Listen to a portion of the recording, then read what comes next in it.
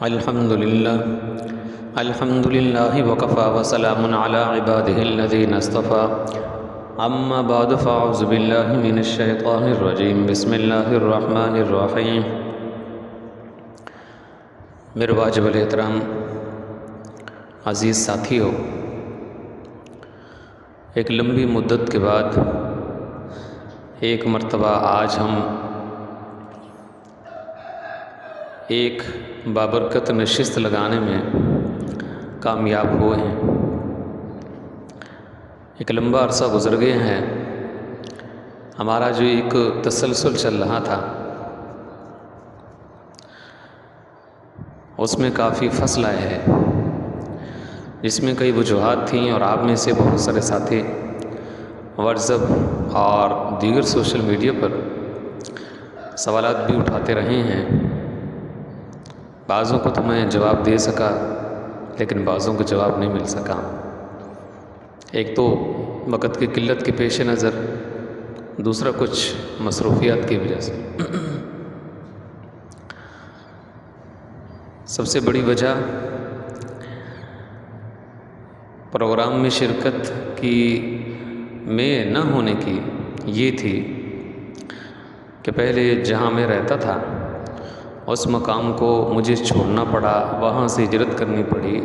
ملتان تھا میرا علاقہ، تو مجھے حیدرآباد میں آنا پڑا، سندھ۔ ظاہر ہے وہ تو میرا اپنا علاقہ تھا، وہ میرا گھر تھا، وہ تو جو چیزیں سہولیات گھر میں انسان کو میسر ہوتی ہیں تو باہر میسر نہیں ہوتی۔ گھر کی زندگی گھر کی ہوتی ہے، باہر کی زندگی مسافرانہ ہوتی ہے۔ تو ایک نئی جگہ تھی، نیا مقام تھا، کئی سارے چیلنجز تھے، اور پھر صحت کے حوالے سے بھی میں کافی یہاں جب آیا تو میں پریشان تھا، لیکن اللہ تبارک و تعالیٰ کے فضل و کرم سے اب طبیعت بھی بہتر ہے، اور پھر اس قابل بھی ہوا کہ اب ہم اپنا وہ ایک جو سلسلہ ہم نے شروع کیا تھا اس کا ہم دوبارہ سے ریسٹارٹ کر سکیں۔ اب آپ دعا کریں گے انشاءاللہ آنے والے دنوں میں ہم مسلسل یہ پروگرام کرتے رہیں گے تاکہ ہم اختتام تک جلد از جلد پہنچ سکیں۔ جو ہم نے عزم کیا تھا اللہ تبارک و تعالیٰ اس عزم کی تکمیل تک ہم کو پہنچا دے۔ میرے دوستو،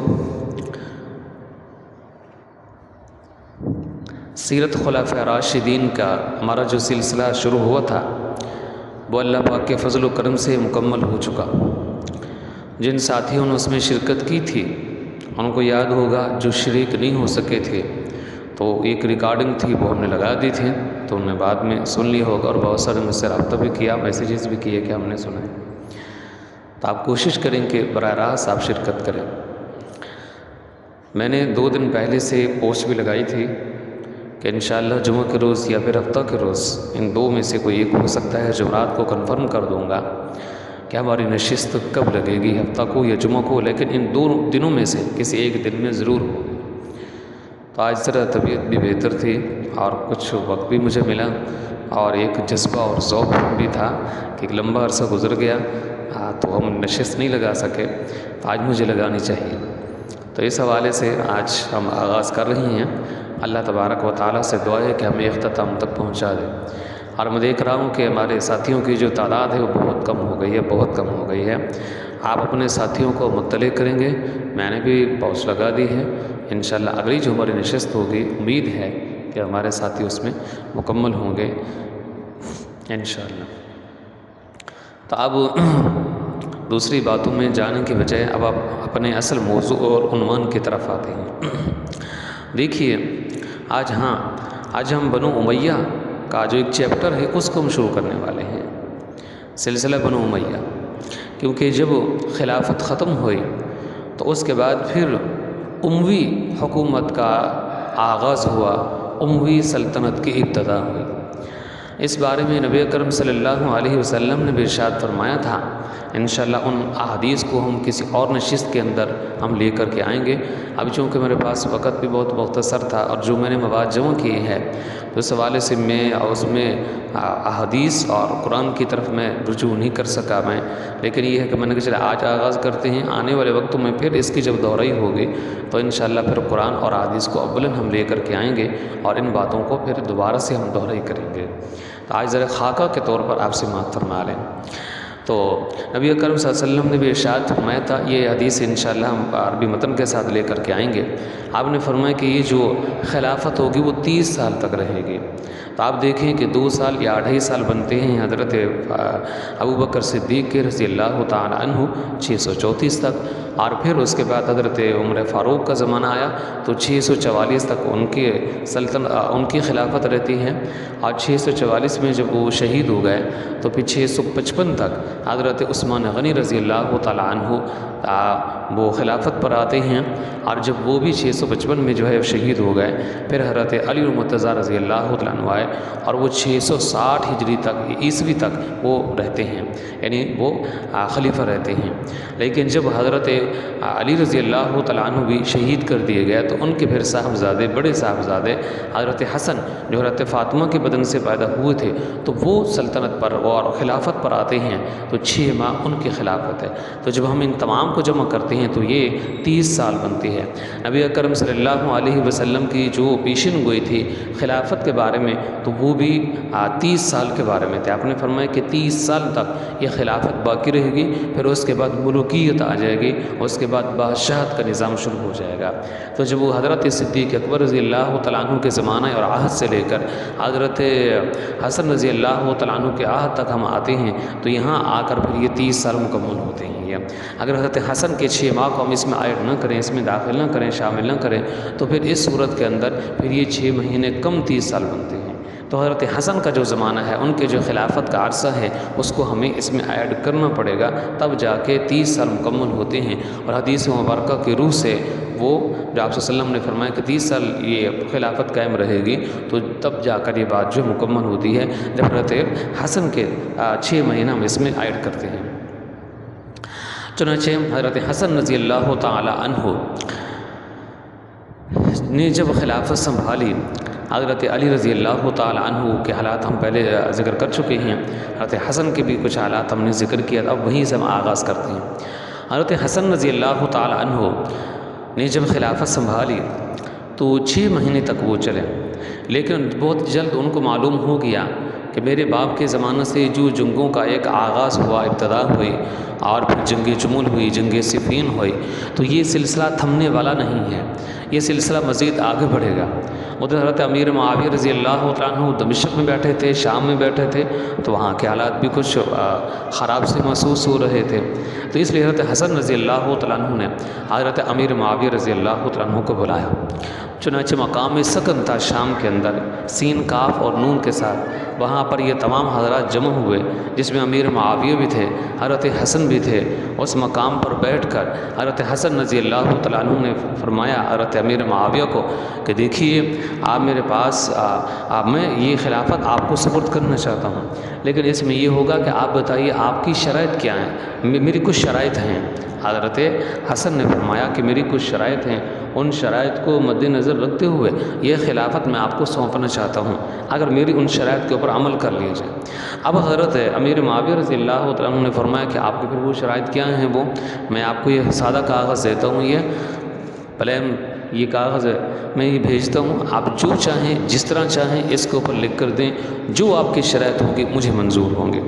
چنانچہ حضرت حسن رضی اللہ عنہ نے کچھ شرائط تھیں تو وہ ان کو حضرت امیر معاویہ کو لکھ کر دی، کہا کہ یہ میری شرائط ہیں، اگر میری ان شرائط کے اوپر عمل کر لیا جاتا ہے تو پھر یہ خلافت میں تمہیں سپرد کرنے پر تیار ہوں۔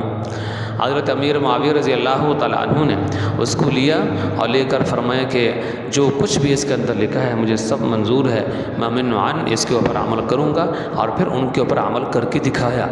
آج کل میں سنا ہے بہت سارے نام نہاد ہیں، بلکہ میں تو ان کو ایک استاذ کا درجہ درجہ دیتا ہوں، اور بڑا ہی ان کو ایک ملکہ حاصل ہے ان کو ہسٹری میں اور اسی طرح تاریخ میں، لیکن جب اس مقام پر پہنچتے ہیں تو پتہ نہیں ان کو کیا ہو جاتا ہے، تو وہ کہیں اور لڑک جاتے ہیں وہ۔ تو اس پر آپ دیکھیے کہ حضرت امیر معاویہ نے پھر اس کو نبھایا بھی ہے اور اس کو تکمیل تک پہنچایا بھی ہے۔ چنانچہ حضرت امیر معاویہ رضی اللہ تعالیٰ عنہ نے اس کو لیا اور لے کر فرمایا کہ مجھے سب منظور ہے۔ چنانچہ حضرت امیر معاویہ رضی اللہ تعالیٰ عنہ نے معاہدہ کر کے حضرت حسن رضی اللہ تعالیٰ عنہ نے خلافت ان کو سپرد کر دیا امیر معاویہ کو۔ اب امیر معاویہ رضی اللہ تعالیٰ عنہ تنہا آپ حکمران بن گئے، آپ خلافت پر آ گئے، خلافت آپ کی سپرد ہو گئی۔ نبی اکرم صلی اللہ علیہ وسلم کی حدیث مبارکہ کو دیکھا جائے جس میں آپ نے فرمایا کہ یہ خلافت 30 سال تک باقی رہے گی، تو اس حوالے سے امیر معاویہ کا یہ جو زمانہ ہے 20 سال کا، یہ اس خلافت میں نہیں آتا ہے۔ اس کو بعض دفعہ جو مورخین اور ہمارے مقررین یا پھر اسی طرح جو تحریر لکھنے والے ہیں، مورخین ہیں، مفسرین ہیں، محققین، تو اس کو خلافت امیر معاویہ بعض دفعہ کہہ دیتے ہیں، تو حقیقت میں یہ خلافت نہیں تھی، یہ آپ صلی اللہ علیہ وسلم کے اس حدیث مبارکہ کی روح کی وجہ سے، تو حقیقت میں یہ خلافت نہیں تھی، یہ ملوکیتی بادشاہ۔ تو حضرت امیر معاویہ رضی اللہ تعالی عنہ اب تنہا پوری سلطنت اسلامیہ کے آپ حکمران بن گئے۔ حضرت امیر معاویہ رضی اللہ تعالیٰ عنہ کا یہ جو زمانہ خلافت تھا اور یہ جو آپ کی حکومت تھی، یہ شاندار آپ کا خلافت تھی اور شاندار آپ کا زمانہ تھا۔ یہ کہتے ہیں کہ جس طرح حضرت عمر فاروق رضی اللہ تعالی عنہ کا زمانہ خلافت جو ہے بہت خوبصورت جو ہے گزرا ہے، ان کے 12 سال ان کے، اور اس وقت اسلام کی ایک شان و شوکت تھی، قوت تھی، طاقت تھی، کسی کو سر اٹھانے کی ضرورت نہیں تھی، اور ایک امن کا زمانہ تھا۔ تو حضرت امیر معاویہ رضی اللہ تعالی عنہ کا زمانہ بھی بالکل اسی طرح کا گزرا ہے، جس میں اس کے بعد پھر کوئی خدشات نہیں ہوئے اور نہ ہی جو ہے کوئی اسلام کے خلاف کوئی ایسی جو ہے تحریکیں اٹھی، نہ اندر سے کوئی ایسی جو ہے خلفشات جو ہے پیدا ہوا۔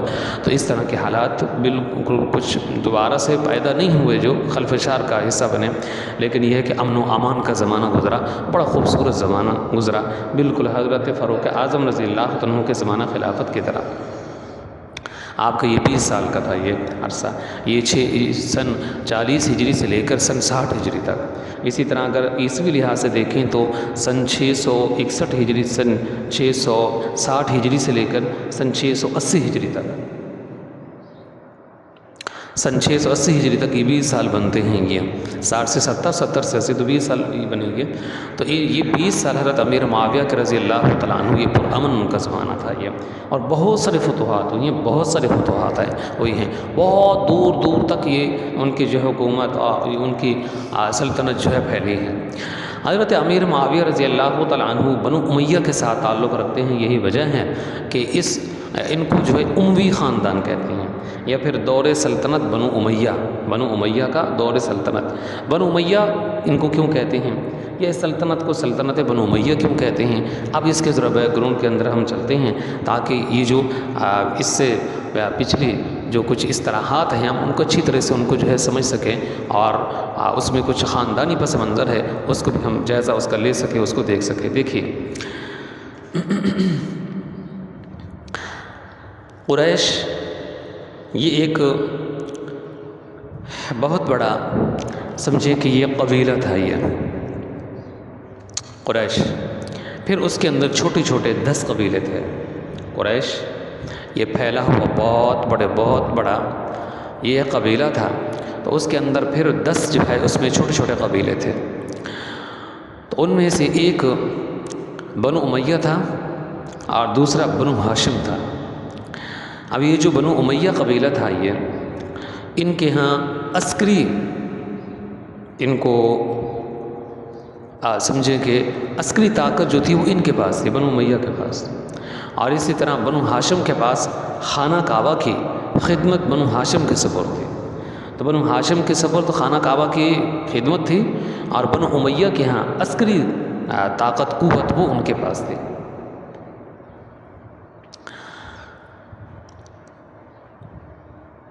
بنو ہاشم، بنو امیہ، ان کا پیچھے نسب نامہ کہاں جا کے ملتا ہے، اس کو آپ دیکھیں کہ عبد مناف اس کے 4 بیٹے تھے.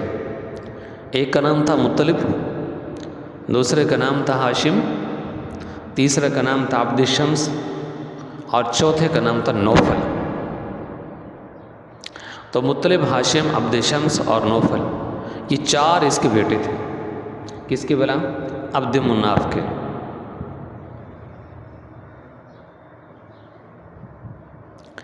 اب ان میں سے آپ دیکھیے، یہ جو عبد الشمس تھا اس کا بیٹا تھا، اس کا نام امیہ تھا، جہاں سے ان کو بنو امیہ کہتے ہیں.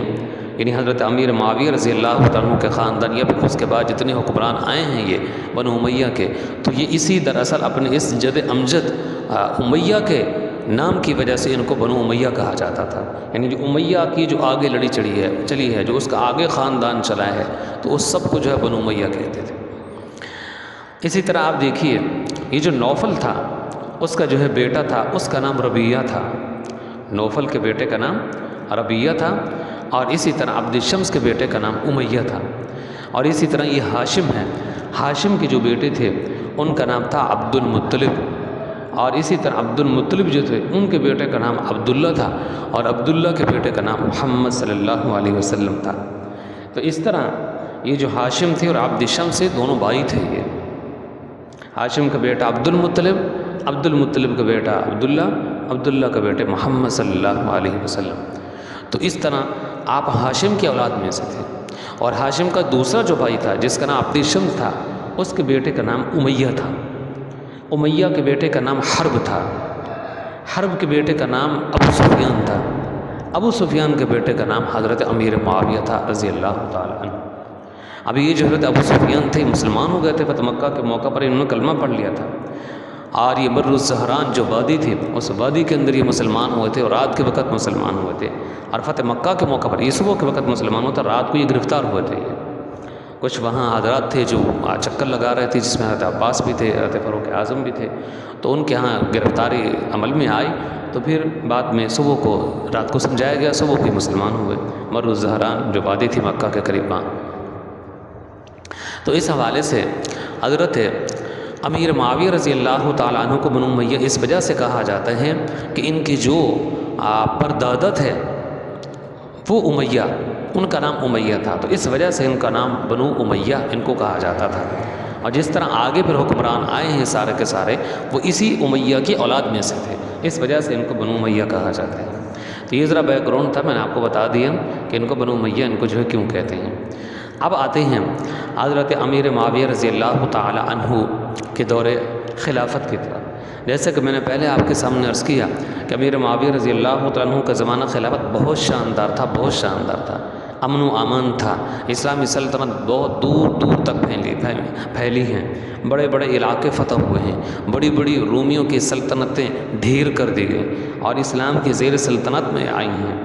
لیکن حضرت امیر معاویہ رضی اللہ تعالیٰ عنہ کے آخری ایام میں، دنیا سے رخصت ہونے سے قبل، ایک صحابی رسول ہیں حضرت ابو موسیٰ اشعری رضی اللہ تعالیٰ عنہ، امیر معاویہ کے پاس ہے اور آ کر کہا کہ معاویہ کوئی پتہ نہیں آپ کب دنیا سے رخصت ہو جائیں، تو وہ لاغر بھی ہو گئے ہیں، کمزور ہو گئے ہیں، اور اسی طرح آپ کی عمر مزید بڑھ رہی ہے اور وجود کے اندر ذوف آ رہا ہے، بڑھاپے کی طرف مزید آپ آگے بڑھ رہے ہیں، کوئی پتہ نہیں کب موت آ سکتی ہے. ایسا کیوں نہیں ہے کہ آپ اپنی زندگی کے اندر آپ خلیفہ نامزد کر دیں، کیونکہ اب وہ زمانہ نہیں رہا جو حضرت فاروق اعظم کا زمانہ تھا، صدیق اکبر کا زمانہ تھا، حضرت عثمان اور حضرت علی المرتضیٰ کا زمانہ تھا. اس وقت کے لوگوں کے جو قلوب تھے بہت مطہر تھے، بہت صاف ستھرے تھے، پاکیزہ تھے. اب لوگوں کے قلوب اتنے صاف ستھرے نہیں رہے. اگر آپ بلا خلیفہ نامزد کیے آپ دنیا سے رخصت ہو جاتے ہیں تو ریزی کا خدشہ ہے، لوگوں کی لاشوں کے گرنا کا خدشہ ہے. تو اس لیے آپ اپنی زندگی کے اندر خلیفہ نامزد کر دیجیے. چنانچہ امیر معاویہ رضی اللہ تعالیٰ عنہ نے ان کی اس رائے پر، حضرت مغیرہ بن شعبہ کی رائے پر، حضرت امیر معاویہ رضی اللہ تعالیٰ عنہ نے پھر اپنے بیٹے یزید کو نامزد کر دیا. جب وہ یزید کو نامزد کیا تو اس زمانے کے اندر یوں ہوتا تھا کہ جس علاقے کا وہاں کا جو اس علاقے کا گورنر ہوتا تھا تو اس کے پاس آدمی بھیج دیا جاتا تھا اور اس کو کہہ دیا جاتا تھا کہ فلاں کو خلیفہ نامزد کر دیا گیا ہے، لہٰذا اپنی اپنی رعایا سے تم بیعت لے لو، اور پھر یہ جو تمہارے پاس آدمی آئے یہ تم سے بیعت لے گا، اور پھر یہ تمہاری بیعت جا کر خلیفہ وقت جو ہے اس کے ہاتھ پر بیعت کرے گا۔ تو اس کا مطلب یہ ہوگا کہ رعایا کی بیعت تمہارے ہاتھ پر، تمہارے بیعت میرے ہاتھ پر، میری جو بیعت ہوگی وہ پھر اس خلیفہ کے ہاتھ پر ہوگی۔ تو اس طرح گویا کہ تمام رعایا نے اور اس وہاں کا جو حکمران ہے اس نے گویا کہ بیعت کر لی ہے اصل خلیفہ کے ہاتھ، کیونکہ اس زمانے کے اندر یوں کوئی ہوتا نہیں تھا جس طرح کہ آج کل جدید جو ہے وہ جیسے کہ الیکشن ہوتا ہے تو اس موقع پر لوگ جاتے ہیں اور وہ وہاں اپنا اپنا ووٹ دیتے ہیں، تو بہت آسان ہوتا ہے اس طرح انتخاب کرنا، اس زمانے کے اندر بہت مشکل ہوتا تھا۔ آج کل تو بہت زیادہ جو ہے جدید چیزیں بھی آ گئی ہیں، تو اس حوالے سے وہ اتنی مشکلات نہیں ہیں جو اس زمانے کے اندر تھیں۔ بہرحال آپ دیکھیے کہ اس طرح پھر بیعت لے لی گئی، لیکن جب مکہ کے اندر وہاں کا والی تھا جو اس کے پاس آدمی آیا امیر معاویہ کی طرف سے، تو اس نے آ کر کہا کہ میں بیعت لینے کے لیے آیا ہوں، تو اس پر کچھ حضرات تھے جنہوں نے کہا کہ ہم بیعت نہیں لیتے، بیعت نہیں دیتے۔ اس میں حضرت ابوبکر صدیق رضی اللہ تعالیٰ عنہ کے صاحبزادے تھے، اسی میں حضرت علی رضی اللہ تعالیٰ عنہ کے صاحبزادے حضرت حسین تھے جو بیعت نہیں کرنے والے تھے، اسی طرح حضرت زبیر تھے، ان کے صاحبزادے عبداللہ تھے، عبداللہ بن زبیر، انہوں نے کہا کہ میں بیعت نہیں کرتا، عبداللہ بن عمر نے کہا کہ میں بیعت نہیں کرتا۔ تو اس طرح یہ تقریباً 5 حضرات بنتے ہیں جو وہ بڑی شخصیات کے صاحبزادے ہیں جنہوں نے کہا کہ ہم بیعت نہیں کریں گے، اور بیعت نہیں کی۔ پھر چنانچہ امیر معاویہ کو پتہ چلا تو انہوں نے بڑے تحمل کے ساتھ اس کو برداشت کیا اور ان پر کوئی کسی قسم کی کوئی سختی نہیں کی، کوئی ان سے ایکشن نہیں لیا کہ ہاں ابھی تو صرف جو ہے وہ خلیفہ ہی نامزد ہوئے ہیں نا، وہ جب وہ وقت آئے گا وہ حکمران بنیں گے، خلیفہ بنیں گے میرے جانے کے بعد، تو اس وقت یہ لوگ بیعت کر لیں گے۔ تو بہرحال اس طرف انہیں کوئی خاص توجہ نہیں دی اور کوئی خاص ایکشن نہیں لیا۔ حضرت امیر معاویہ نے رضی اللہ تعالی عنہ بہت متحمل تھے اور وہ ان چیزوں کو سمجھتے تھے، لیکن جب حضرت امیر معاویہ رضی اللہ تعالی عنہ کا انتقال ہوا سن 60 ہجری میں اور 680 عیسوی کے اندر، تو پھر یزید خلافت پر متمکن ہوا، چونکہ وہ پہلے سے نامزد ہو چکا تھا تو باپ کے جانے کے بعد آٹومیٹک وہ خلافت پر آ گیا۔ تو پھر یزید جب آئے ہیں 680 عیسوی کے اندر، 683 عیسوی تک یہ رہا ہے، 3 سال یہ، اور ادھر سے ہم دیکھیں تو یہ 63 ہجری تک یہ رہا ہے، سن 60 ہجری سے لے کر۔ تو اس وقت یزید نے پھر مکہ کے اندر پیغام اس وہاں کا جو والی تھا اس کے پاس پیغام بھیجا، ایلچی کو بھیجا کہ جا کر کہو امیر معاویہ دنیا سے رخصت ہو گئے ہیں، لہٰذا میں ولی عہد مقرر ہو چکا تھا، لہٰذا میرے ہاتھ پر بیعت کرو۔ تو اب ان میں سے 3 حضرات تھے، 5 میں سے نہیں، ان میں سے ایک تو فوت ہو گئے تھے، بقایا ان میں سے جو ہے 4 بچے، تو ان میں سے ایک نے بیعت 2 نے بیعت کر لی لیکن 2 نے بیعت نہیں کی، جس میں سے ایک حضرت حسین تھے رضی اللہ تعالیٰ عنہ اور دوسرے حضرت عبداللہ بن زبیر تھے رضی اللہ تعالیٰ عنہ۔ تو انہوں نے بیعت نہیں کی، بقیہ نے جو بیعت کر لی، وہ بیعت اس وجہ سے کی کہ بڑے حضرات نے ان کو سمجھایا کہ اس میں خون ریزی کے خدشات ہیں اور اس میں امن و امان کی پامال ہو جانے کے خدشات ہیں، لہٰذا آپ بیعت کر لیجئے۔ تو ایک مجبوری کی بنیاد پر انہوں نے بیعت کر لی تھی، لیکن حضرت عبداللہ بن زبیر نے بیعت نہیں کی، انہوں نے مکہ میں اپنی پھر حکومت بھی قائم کر لی تھی، جیسا کہ آگے آئے گا۔ تو اس حوالے سے پھر وہ شہید بھی کر دیے گئے تھے۔ حضرت حسین، وہ واقعہ کربلا پیش ہے یزید کے زمانہ کے اندر، تو وہ بھی دراصل یہی وجہ تھی کہ انہوں نے ہاتھ پر بیعت نہیں کی، عراق کے لوگ نے ان کو اپنے پاس بلایا تو اس حوالے سے وہاں چلے گئے، تو کربلا کے میدان کے اندر وہ شہید کر دیے گئے کوفیوں کے دھوکہ کی وجہ سے، جیسا کہ پہلے آپ سن چکے ہوں گے، اور آنے والے محرم میں ہو سکتا ہے کہ اسی ٹاپک کو ہم دوبارہ تفصیل کے ساتھ لیں۔ بہرحال اس کی تفصیل میں نہیں جانا چاہتا، وقت زیادہ صرف ہو جائے گا۔ تو یہ دونوں واقعات جو پیش آئے ہیں یہ یزید کی بیعت نہ کرنے پر آئے ہیں۔ یہ عبداللہ بن زبیر نے ویسے اپنی حکومت قائم کر لی، بعد میں سن 73 ہجری میں پھر وہ شہید کر دیے گئے تھے، جب کہ حضرت حسین رضی اللہ تعالیٰ عنہ کربلا میں پہنچے تھے، عراق کے کوفہ کی طرف جا رہے تھے، لیکن وہاں پر جو ہے یہ شہید کر دیے گئے۔ اب آپ دیکھیے، جب یہ یزید فوت ہو گیا تو اس یزید کا ایک بیٹا تھا جس کا نام معاویہ تھا، یعنی اس کا نام اس کے دادا کے نام پر تھا۔ حضرت امیر معاویہ ان کا پوتا تھا، اسی یزید کا بیٹا تھا۔ سن 683 ہجری کے اندر یہ یزید فوت ہو گیا یہ، اور ادھر سے دیکھیں سن 83 عیسوی کے اندر 683، اور اسی طرح اگر ہجری کو دیکھیں تو سن 60 ہجری سے لے کر 63 ہجری تک یہ باقی رہا، 63 میں اس کا انتقال ہو گیا یزید کا۔ تو اس کا بیٹا تھا، اس کا نام معاویہ تھا، معاویہ بن یزید بن امیر معاویہ بن ابو سفیان۔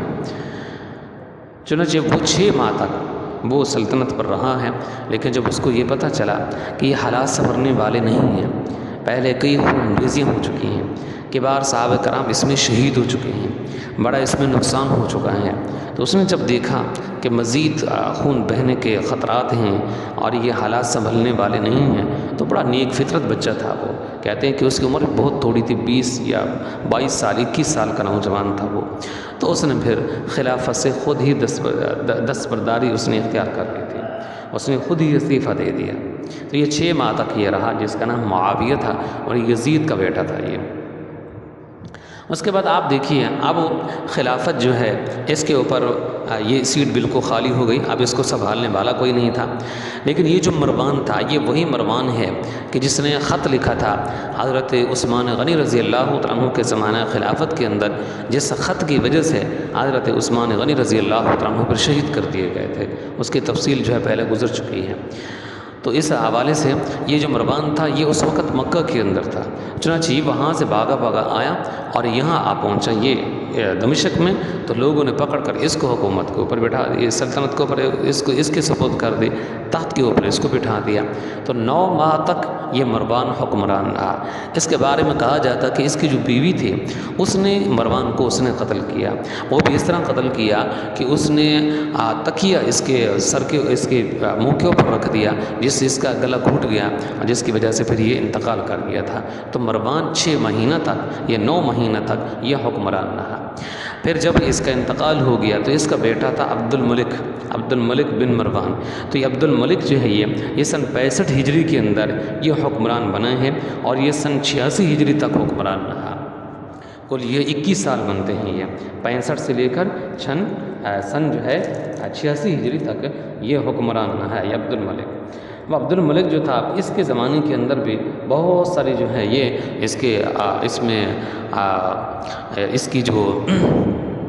اس کا زمانے کے اندر فتوحات ہوئی ہیں، اور اس کی جو سلطنت تھی وہ بہت مستحکم تھی وہ، اور اسی کے اندر جو استحکام پکڑا ہے اس کے زمانہ کے اندر بنو امیہ کے حکمرانوں نے، اور اس کا جو دور تھا بڑا شاندار تھا وہ، اور اسی کے زمانے حکومت کے اندر عربی سکے بھی جاری کیے گئے تھے، یعنی عبد الملک کے زمانہ میں۔ تو عبد الملک جو ہے یہ اگر عیسوی کے لحاظ سے ہم دیکھیں تو یہ 705 عیسوی کے اندر آیا ہے، اور 715 عیسوی کے اندر اس کا انتقال ہوا ہے۔ تو کل جو ہے 21 سال یہ اس نے حکومت کی ہے۔ پھر جب اس کا بھی انتقال ہو گیا تو پھر اس کا بیٹا تھا ولید بن عبد الملک۔ یہ ولید بن عبد الملک نہیں، یہ 685 میں آیا اور 705 کے اندر اس کا انتقال ہوا عبد الملک بن مروان کا۔ ہاں، اس کا جو بیٹا تھا ولید بن عبد الملک تو وہ 705 سے لے کر یہ 715 تک وہ رہا ہے۔ اس کا بیٹا ولید بن عبد الملک 705 میں آتا ہے باپ کے انتقال کے فوراً بعد، پھر یہ 715 عیسوی تک یہ باقی رہتا ہے ولید یہ، اور یہ ولید جو تھا یہ اس نے 10 سال تک اس نے حکومت قائم کی ہے، اور اس کا جو زمانہ حکومت تھا بہت شاندار تھا، بہت شاندار تھا۔ آپ حیران ہوں گے کہ اسی کا زمانہ تھا کہ جب وہ اسپین کے اوپر اسلامی حکومت قائم ہوئی تھی، اور ابتدا اسی کے زمانے کے اندر ہوئی تھی، بڑی بڑی فتوحات ہوئی ہیں۔ اسپین جو ہے جس کو اندلس کہتے ہیں، تو موسیٰ بن نصیر جس نے اس کے اوپر حملہ حملہ کیا اس کے اوپر اسپین کے اوپر، اور بعد میں پھر اسپین فتح ہوا ہے یہ، اور اسی طرح اس کا ایک غلام تھا طارق بن زیاد، مشہور معروف ہے، ہر آدمی اس کو جانتا ہے۔ تو یہ طارق بن زیاد جو اس موسیٰ بن نصیر کا جو غلام تھا، اور ان دونوں نے جو ہے آقا اور غلام نے مل کر اسپین کو فتح کیا تھا، اندلس کی ایک حکومت کی انہوں نے ایک بنیاد جو ہے ڈالی تھی۔ تو یہ اسی کے زمانہ کے اندر یہ فتوحات ہوئی تھی یہ، اور یہ 10 سال تک حکمران رہا ہے۔ پھر آپ حیران ہوں گے کہ قتیبہ بن مسلمہ کتنا بڑا نام ہے یہ، تو یہ جو ہمارا سینٹرل ایشیا ہے یہ، تو یہ سارا علاقے یہ اسی کے زمانے حکومت کے اندر یہ فتح ہوئے ہیں یہ قتیبہ بن مسلمہ۔ پھر اسی طرح آپ دیکھیں گے کہ محمد بن قاسم جو ہمارے حیدرآباد میں داخل ہوا، محمد بن قاسم جو ہمارے سندھ کے اندر داخل ہوا، کراچی میں داخل ہوا اور ملتان تک چلا گیا، اور ہندوستان کی بہت سارے علاقے تھے جو اس نے جو ہے فتح کیے۔ تو اصل میں یہی محمد بن قاسم تھا کہ جب یہ ہندوستان میں آیا اور یہاں آ کر باقاعدہ یہاں ایک نظام جو ہے حکومت کا یہاں چلایا گیا، اور ایک منظم طریقے سے ایک یہاں پر ایک سلطنت جو ہے یہ وجود کے اندر آئی ہے۔ تو محمد بن قاسم ہوں یا قتیبہ بن مسلمہ ہوں یا پھر موسیٰ بن نصیر ہوں، تو یہ تینوں جو بڑے بڑے جرنیل ہیں تو یہ ولید کے زمانہ میں، یہ ولید بن عبد الملک کے زمانہ کے اندر یہ سارے جو جرنیل ہیں تو یہ مختلف علاقوں میں گئے اور وہاں جا کر انہوں نے فتوحات کی ہیں۔ تو یہ فتوحات اسی کے زمانے کے اندر، اس کا جو زمانہ تھا بہت شاندار تھا۔ لیکن جب ولید بن عبد الملک کا انتقال ہو گیا تو پھر اس کی جگہ پر سلیمان بن عبد الملک آیا، سلیمان بن عبد الملک آیا، اور یہ 3 سال تک رہا ہے یہ سن 96 ہجری سے لے کر سن 99 ہجری تک رہا ہے یہ سلیمان بن عبد الملک۔ لیکن یہ جو سلیمان بن عبد الملک تھا اس نے بہت ظلم کیا، بہت ظلم کیا۔ وہ سلطنت جو روز بروز جو آگے کی طرف پھیلتی جا رہی تھی، تو سلیمان بن عبد الملک نے، اگر اس کی ہم عیسوی تاریخ دیکھیں تو یہ 715 کے اندر آئے ہیں اور 717 عیسوی کے اندر اس کا انتقال ہوتا ہے۔ اگر تو تقریباً یہ 3 سال بنتے ہیں یہ ہجری کو دیکھیں یا عیسوی کو دیکھیں 3 سال تقریباً بنتے ہیں یہ۔ چنانچہ اس نے چونکہ اپنے بھائی کا یہ مخالف تھا ولید بن عبد الملک کا، تو اس نے اپنے بھائی کے جو جتنے اس کے بھیجے ہوئے اس کے جرنیل تھے تو ان تمام کو اس نے واپس بلا لیا تھا اور سب کو اس نے قتل کر دیا تھا۔ کس نے بھلا؟ سلیمان بن عبد الملک نے، ولید بن عبد الملک کا بھائی تھا یہ۔ تو سلیمان نے اپنے بھائی کے جو جرنیل تھے جو اس کے وفادار تھے ان تمام کو بلا کر ان کو قتل کر دیا۔ محمد بن قاسم کے بارے میں آتا ہے کہ اس کو شہید کر دیا گیا تھا، اور اسی طرح موسیٰ بن نصیر کے بارے میں آتا ہے اس کو تو اس نے خانہ کعبہ کے سامنے بٹھا دیا تھا اور وہاں لوگوں سے بھیک مانگتا رہتا تھا وہ۔ اور اسی طرح وہ جو اس کا ایک غلام تھا جس نے اسپین کو جو ہے فتح کیا، طارق بن زیاد رحمۃ اللہ علیہ، ان کو شہید کر دیا گیا۔ قتیبہ ابن مسلمہ کو ان کو سنٹرل ایشیا سے ان کو بلایا گیا، ان کو شہید کر دیا گیا۔ تو اس طرح اس کے بھائی کے زمانے کے جو وفادار بڑے جرنیل تھے ان کو بلایا گیا، بالآخر ان کو جو ہے شہید کر دیا گیا۔ پھر آپ دیکھیے جب اس کا انتقال ہونے لگا سلیمان بن عبد الملک کا، تو اس نے پھر عمر بن عبد العزیز رحمۃ اللہ علیہ، عمر بن عبد العزیز رحمۃ اللہ علیہ، ان کو اس نے پھر نامزد کر دیا۔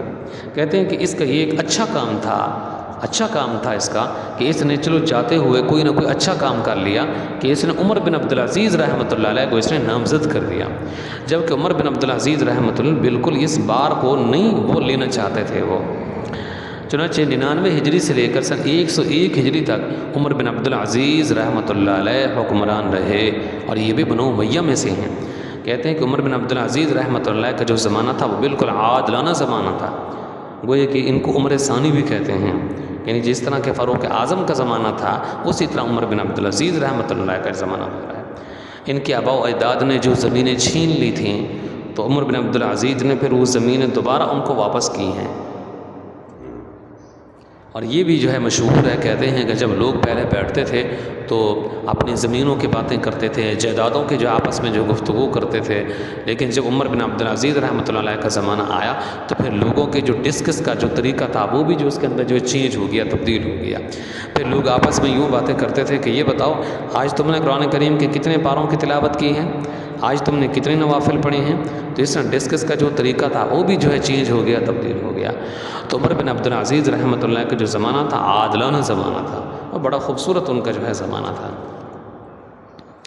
اسی طرح آپ دیکھیے عمر بن عبدالعزیز رحمۃ اللہ سن 99 ہجری سے لے کر سن 101 ہجری تک رہے ہیں۔ اگر آپ عیسوی کو دیکھیں گے تو سن 717 عیسوی میں آتے ہیں اور سن 720 عیسوی کے اندر یہ شہید کر دیے جاتے ہیں۔ ان کے جو مخالفین تھے انہوں نے ان کو زہر دیا تھا، جس زہر کی وجہ سے یہ شہید کر دیے گئے تھے۔ تو عمر بن عبدالعزیز کے بعد یزید بن عبد الملک یہ تخت شاہی پر آتے ہیں۔ یزید بن عبد الملک، تو عبد الملک کا یہ بیٹا تھا یزید یہ، اور یہ سن 720 عیسوی سے لے کر سن 724 عیسوی تک یہ رہتے ہیں یہ۔ چنانچہ جب یہ آیا تو جو کچھ بھی عمر بن عبدالعزیز رحمۃ اللہ علیہ نے کام کیے تھے، بڑے بہترین جو کام کیے تھے، اس نے آ کر سب کا ستیہ ناش کر دیا۔ کس نے؟ یزید بن عبد الملک نے۔ ان کے بنائے ہوئے تمام قوانین جو عدل و انصاف پر مبنی تھے، تمام کا اس نے ستیہ ناش کر دیا، اور یہ 4 سال تک حکمران رہا ہے یہ۔ اور یہ سن 105 ہجری کے اندر، 724 ہجری کے اندر، عیسوی کے اندر یہ دنیا سے رخصت ہوتا ہے، فوت ہوتا ہے۔ تو اس کے بعد پھر ہشام بن عبد الملک یہ تخت شاہی پر آتا ہے۔ ہشام بن عبد الملک تو یہ سن 724 عیسوی سے لے کر سن 743 عیسوی تک رہتا ہے۔ ایک لمبا عرصہ تک اس نے حکومت کی ہے۔ کس نے بلا؟ ہشام بن عبد الملک نے۔ کہتے ہیں کہ اس کے زمانہ کے اندر جو ہے حکومت بہت مستحکم ہوئی، لیکن عباسی تحریک اسی کے زمانے کے اندر شروع ہوئی۔ عباسی تحریک کیا تھی؟ بنو عباس کیسے حکمران پھر بنے بعد کے اندر، اس کو اب جو ہے سمجھنے کی ضرورت ہے۔ عباسی جو سلطنت تھی وہ اسی کے زمانے کے اندر جو ہے اس نے تحریک جو اٹھی تھی وہ اسی کے زمانے کے اندر وہ اس نے جو ہے جنم لیا۔ اس کو آپ اس طرح دیکھیے عباسی جو ہے یہ تحریک کیسے اٹھی کہ بنو امیہ کے جو ظلم و ستم تھے اس کی وجہ سے لوگ بہت تنگ آ گئے تھے۔ جس طرح کہ پاکستان کے اندر ظلم و ستم کیا تھا مشرف نے، تو آخر دنوں میں ہمیں بھی یاد ہے، تو لوگ بہت تنگ آ گئے تھے اور کہتے تھے کہ بس اس کو جلدی سے اس کو ایک طرف کر دینا چاہیے، اس کو مستعفی ہو جانا چاہیے۔ کتنی تحریکیں اٹھی تھیں، لوگوں کو بڑا دباؤ تھا، لوگ تنگ آ گئے تھے کہ جلدی یہ کہیں جو ہے یہ ایک طرف ہو یہ، اور جلدی سے یہ استعفی دے دے، مستعفی ہو جائے۔ تو ان بنو امیہ سے لوگ تھک گئے تھے۔ بالآخر لوگوں کا ایک جم غفیر حضرت حسین رضی اللہ عنہ کے صاحبزادے تھے علی، جن کو زین العابدین کہتے تھے، اور یہ کربلا کے اندر ایک ہی بچہ تھا جو باقی بچا تھا، باقی سب شہید کر دیے گئے تھے۔ ان کے پاس گئے کہ آپ ہم کو لیڈ کیجئے، ہمارے قائد بنیے، اور ہم آپ کی قیادت کے اندر تحریک چلانا چاہتے ہیں کہ بنو امیہ کو ختم کیا جائے، ان کی حکومت ختم کی جائے۔ تو انہوں نے کہا کہ نہیں، یہ کام میں نہیں کرتا۔ انہوں نے بہت اصرار کیا لیکن وہ برابر اس پر انکار ہی کرتے رہے، بالکل تیار نہ ہوا۔ پھر لوگوں نے حضرت علی رضی اللہ تعالیٰ عنہ کے دوسرے صاحبزادے تھے جن کو محمد بن حنفیہ کہتے ہیں، یہ حضرت فاطمہ کے بطن سے پیدا نہیں ہوئے تھے۔ حضرت علی رضی اللہ تعالیٰ نے اور جو شادیاں کر رکھی تھیں، ان کی اور جو بیویاں تھیں ان کے بطن سے بچہ پیدا ہوا تھا، یہ محمد بن حنفیہ۔ اسی طرح حضرت حسن، حضرت حسین، یہ تو حضرت فاطمہ کے بطن سے پیدا ہوئے ہیں نا، حضرت علی کے صاحبزادے ہیں، فاطمہ کے بطن سے پیدا ہوئے ہیں یہ رضی اللہ تعالیٰ عنہ یہ، اور حضرت فاطمہ نبی اکرم صلی اللہ علیہ وسلم کے صاحبزادے ہیں۔ لیکن حضرت علی کی جو دوسری جو ان کی بیویاں تھیں رضی اللہ تعالیٰ عنہ، تو ان میں سے ایک بیوی کے بدن سے یہ محمد بن حنفیہ پیدا ہوئے ہیں۔ تو یہ فاطمی نہیں تھے بلکہ یہ علوی تھے، یہ علوی تھے۔